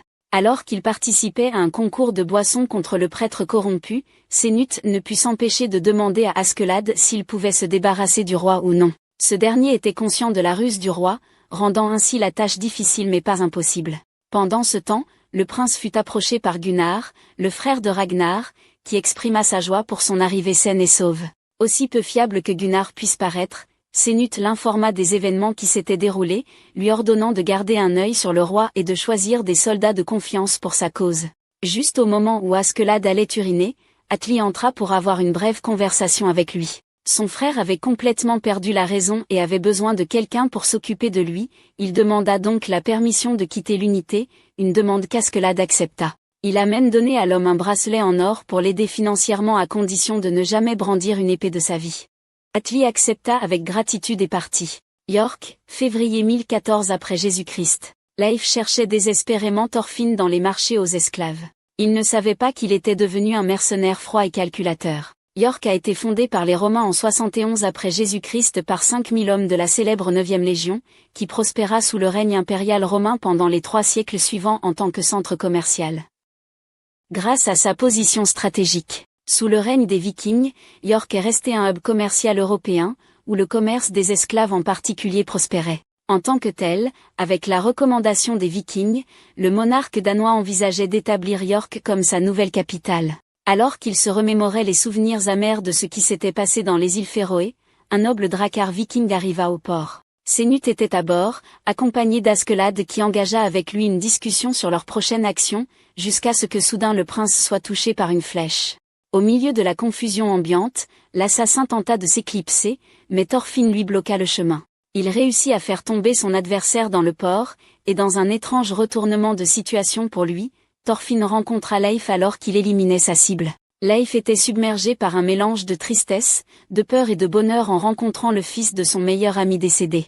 Mais l'intervention d'un noble qui insistait pour accuser le garçon d'être celui qui avait tiré sur le prince retarda cette réunion familiale pendant un bref moment jusqu'à ce que Thorfinn lui-même donne un coup de poing au noble par agacement et que ses hommes réalisent qu'il était le garde du corps de Sénut. Avec Leif confirmant qu'il s'agissait bien de Thorfinn, il ne put s'empêcher de le prendre dans ses bras. Il apprit que le garçon voulait venger son père quoi qu'il en coûte. Tout comme il était préoccupé par l'épreuve que Thorfinn avait pu subir, le garçon a demandé à Leif des informations sur Vinland plutôt que de s'inquiéter de sa mère ou de sa sœur. Leif essaie de le persuader de rentrer avec lui, mais son appel tombe dans l'oreille d'un sourd car Thorfinn est tellement aveuglé par la rage et la vengeance qu'il ne peut plus penser à rien d'autre. Le garçon autrefois joyeux et enjoué a radicalement changé pour devenir un tueur impitoyable. Quant au prince, après que certains commentateurs aient pensé que Sénut était une femme tout du long, le prince est descendu de son propre bateau pour confirmer qu'il était sain et sauf et que la personne qui avait été touchée était un double. En notant la colère de Floki, Askeladd a été impressionné par les précautions que Sénut avait prises avant de se rendre à York. Avec cela réglé, Askeladd est allé voir son fidèle compagnon Bjorn, qui avait été gravement blessé après avoir réprimé la mutinerie, avant de pouvoir sortir pour poursuivre ses plans. Bjorn a fait sa dernière demande pour un duel avec Askeladd au lever du soleil le lendemain. Cette nuit-là, l'attentat contre la vie du prince a été le sujet de conversation dans toute la ville, provoquant encore plus de confusion parmi les gens présents. Il s'est avéré qu'Askeladd était derrière tout ce désordre, car il avait orchestré toute cette affaire si parfaitement pour ébranler l'image du roi, le paralysant dans sa capacité à agir contre le jeune prince. Avec Gunnar quittant la taverne pour informer secrètement le roi de ce qu'Askeladd avait manigancé, Askeladd exprima sa méfiance envers le frère de Ragnar, et il avait raison de le faire. Cependant, Askeladd ne se souciait pas que Gunnar informe le roi de ce qu'il pensait, car cela enverrait un message qu'il ne voulait pas d'une bataille à court terme entre les deux factions. Ainsi il allait se détendre et baisser sa garde. Au lever du soleil, Askeladd sortit pour dueler son Némésie. Mais d'abord, il devait s'assurer que son seul véritable ami Bjorn passe de l'autre côté avec honneur. Malgré l'échec d'Askeladd à le faire aussi rapidement que possible, il s'assura de le faire lors de sa deuxième tentative. Cela fait, le duel d'Askeladd avec Thorfinn commença réellement. Sénut et Thorkel étaient là pour servir de témoins pour ce duel. Thorfinn hésitait à attaquer, donc Askeladd a jeté son épée pour s'assurer qu'il pouvait attaquer librement. Askeladd en avait tellement assez de Thorfinn que le duel s'est transformé en une raclée unilatérale jusqu'à ce que le garçon perde connaissance. Quand Knut est parvenu à réveiller Thorfinn, Askeladd était parti se reposer contre un mur pendant une seconde. Il a clairement fait comprendre qu'en raison de leur négligence, de leur stupidité et de leur incroyable bêtise dans les combats, il ne ressentait que du mépris envers les guerriers nordiques et les Vikings. Et pour l'avenir, il a décidé d'informer le garçon sur la manière de se débarrasser de quelqu'un qu'il déteste vraiment. Sa mère, Askeladd, était une esclave malade, alors il a dû travailler pour s'assurer qu'il pourrait subvenir à leurs besoins depuis qu'il était petit. En raison de sa nature de travailleur dans une forge et une écurie, il était toujours couvert de cendres, de charbon ou de fumier de cheval, d'où son surnom Askeladd. Celui qui est couvert de cendres. Son père, Olaf, était un homme puissant de Jutland où il était obsédé par la guerre, l'alcool et les femmes, au point d'avoir eu de nombreux enfants illégitimes, tout comme Askeladd. Sa mère était l'une des favorites d'Olaf lorsqu'elle était plus jeune, mais il l'a rejetée comme un chien quand elle est tombée malade. La vie a toujours été dure pour le jeune Askeladd, mais c'était supportable avec sa mère lui racontant toujours les histoires héroïques du roi Arthoria, croyant qu'il serait ressuscité un jour pour la libérer de sa vie misérable. Plus elle le répétait, plus le jeune Askeladd y croyait, surtout dans l'utopie paisible qu'il avait créée. La pauvre dame continuait d'attendre, tout comme ses prédécesseurs depuis un demi-millénaire. Lorsqu'il a eu 11 ans, sa mère a finalement craqué au point où elle pensait que son père était le héros Arthoria. Juste au moment où Olaf a dégainé son épée pour abattre la femme, Askeladd a sorti une épée et s'est engagé dans un combat contre son propre père, un combat qu'il a néanmoins perdu, mais qui lui a valu la reconnaissance de son père. Ainsi, il a été autorisé à entrer à la cour royale. Il a veillé à s'entendre avec ses demi-frères et demi-sœurs et à rester respectueux envers son père pendant les 2 années suivantes, où il l'a finalement éliminé, ainsi que la femme avec qui il était. Pour conclure la longue histoire pour Thorfinn, il a clairement fait savoir qu'il était un idiot de ne pas l'avoir vaincu alors qu'il s'entraînait depuis la dernière décennie. Lorsqu'il s'est rendu compte que le garçon n'était pas disposé à écouter quoi que ce soit, il a décidé de laisser enfin Thorfinn à son propre destin. Il semblait que Thorfinn avait perdu tout but après cela, au point qu'il a commencé à pleurer amèrement. Au lever du soleil, de nombreux soldats ont commencé à se préparer pour le banquet royal. Thorfinn, qui errait, avait perdu toute pertinence. Il était devenu un triste spectacle même pour les esclaves sur le marché. Alors qu'il regardait dans le vide, cependant, il a vu l'illusion d'Askeladd passer. Cela a poussé le jeune à le suivre comme une manie, seulement pour qu'il se rende compte qu'il avait suivi la mauvaise personne. Malgré ses blessures, il parvint à battre l'homme et ses 2 amis après qu'ils l'eurent poussé. Mais cela n'a pas empêché l'un des chevaliers présents de l'arrêter. Il a fallu un certain temps avant que Leif Erikson ne lui rende visite, alors qu'il essayait une dernière fois de le convaincre de rentrer chez lui et d'abandonner sa vengeance pour son père. Au départ, Thorfinn refusa, mais le rappel de Leif sur le désir de son père d'aller à Vinland toucha le jeune garçon. Dans la salle, les soldats continuaient de parler des rumeurs qui circulaient sur le roi tentant d'éliminer sa propre chair et son propre sang. Plus important encore, ils s'inquiétaient que le prince Senut puisse préparer quelque chose, surtout avec Askeladd comme vassal. Lorsque le roi entra dans la salle, un silence étrange s'installa, chacun s'inclinant par respect pour lui et le jeune prince, accompagné par Askeladd et Thorkel. Mais lorsque Senut demanda où se trouvait Thorfinn, Askeladd lui assura qu'il n'était pas nécessaire qu'il soit là, car tout irait bien. Le roi Soin commença le banquet en s'adressant à tous pour leur zèle à conquérir l'Angleterre, tout en remerciant les dieux pour le retour en toute sécurité de Thorkel et du prince Canute. Le roi Soin alla même jusqu'à accorder la clémence à Canute en tant que domaine à gouverner. La dernière partie n'était rien de moins qu'une façade, bien sûr, et seul le roi, Canute et ses hommes de main le savaient. Mais tout le monde pensait que ce qu'ils entendaient n'était que des rumeurs, juste pour désamorcer les tensions. Après avoir déclaré ses intentions de conquérir l'Irlande par la suite, après leur précédente défaite contre le roi irlandais Brian Boru en 980 après Jésus-Christ, Askeladd ne put s'empêcher de sourire alors. Que le roi réagissait selon son plan. Ce qu'il ne s'attendait pas, cependant, c'était au plan du roi de soumettre le pays de Galles et de le placer sous son domination. Le roi procéda ensuite à la distribution de récompenses pour les seigneurs de guerre qu'il avait invités en fonction de leur réalisation, tout en écoutant Floki parler du changement d'humeur d'Askeladd. Lorsque le pays de Galles fut évoqué, quant au capitaine lui-même, il pensait sans cesse à un moyen de sauver le pays de Galles et le prince Canute. Son fil de pensée fut brièvement interrompu par son nom appelé pour recevoir ses récompenses pour avoir participé à cette campagne et sauver le prince. Ailleurs, Leif était heureux de savoir qu'il allait enfin naviguer avec Thorfinn pour rentrer chez eux. Alors qu'il se réjouissait de préparer de la nourriture pour le jeune garçon, Thorfinn disparut dans les airs, laissant Leif frustré.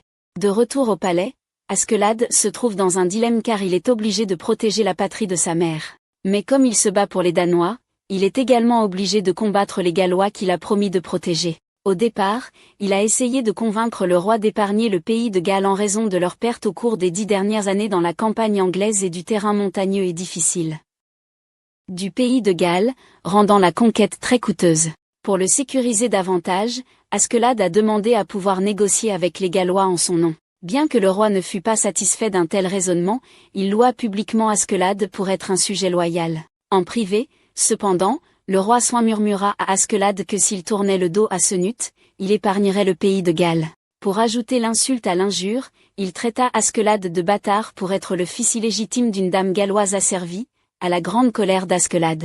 Ainsi, Askeladd révéla sa véritable nature en insultant le roi et en menaçant de se débarrasser de lui publiquement. Lorsque le roi Soin tenta d'avertir Askeladd des conséquences de son offense, ce dernier révéla son vrai nom, Lucius Artorius Castus, qui est le roi légitime du trône de Britannia. Historiquement, Lucius Artorius Castus est un commandant romain qui a vécu au IIe siècle après Jésus-Christ, et qui a servi de base à la légende du roi Arthur en raison de leur forte identification l'un à l'autre. Mais pour les besoins de cet anime, nous continuerons à appeler cette figure Askeladd. Avant que les hommes de Floki ne puissent agir pour protéger le roi, Askeladd élimina le roi Soin sans plus de cérémonie. Historiquement, cependant, l'élimination du roi Soin et l'identité de son éliminateur ne sont pas entièrement claires, car elles sont entourées de mystères et de controverses.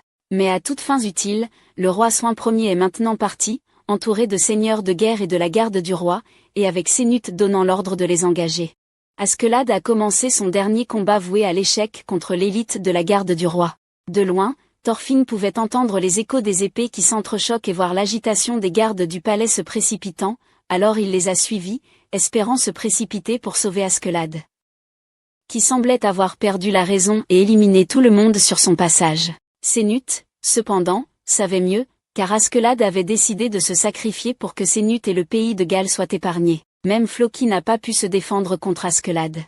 Mais au milieu de ce bourbier, Thorfinn a foncé, seulement pour découvrir Canute mettant un terme décisif à ce chaos en éliminant Askeladd de ses propres mains. Bien qu'il sache que tout cela n'est qu'une mise en scène, Canute était encore si nerveux qu'il aurait pu tomber, si ce n'était pour Thorkel lui rappelant de tenir bon puisque c'est la partie la plus importante de sa performance. Dans ces derniers instants, Askeladd a insisté pour que Thorfinn achève le travail. Quand son appel est tombé dans l'oreille d'un sourd, Askeladd a donné à Thorfinn ce qui a pu être la leçon la plus importante de sa vie, avancer et aller bien au-delà du monde que les Thors ont connu. Car c'est cela qui le rendra un véritable guerrier. Avec Askeladd parti pour de bon, Knut a essayé d'expliquer ce qui avait conduit Askeladd à rencontrer un tel sort, et à envisager de l'épargner. Le premier était tellement dévasté qu'il a marqué le visage de Knut. Cependant, il ne pouvait pas lui infliger un coup mortel grâce à l'intervention opportune de Thorkel. Profitant de l'instant, Knut s'est proclamé nouveau commandant en chef de l'armée danoise en Angleterre, et son premier ordre était de ne pas soumettre le pays de Galles Un ordre auquel tous les nobles et seigneurs de guerre étaient obligés de se conformer.